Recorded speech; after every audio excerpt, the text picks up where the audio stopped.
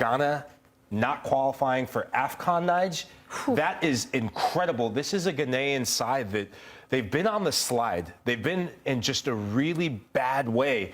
The last two AFCONs, they've been one of the worst teams at AFCON. They're not unified.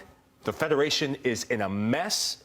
And when you talk about a dark, dark period for a national team, you talk about a dark, dark chapter for a federation like the Ghanaian Federation, Nigel, this has to be the darkest of them all. It is the darkest. First time they haven't qualified since 2004. There has to be a clearing of the house process for me because it's inexcusable. This is Ghana. They produce some of the top talented football players that we've seen.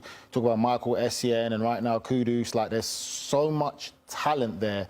And for them not to qualify, it's an absolute embarrassment. It's just that simple. Is that result more on Ghana's shortcomings or more on the fact that we're just seeing African football as a whole, the level raising? Lack of direction, shortcomings from Ghana. You know, when you talk about Africa as the continent, the North African sides have always done well.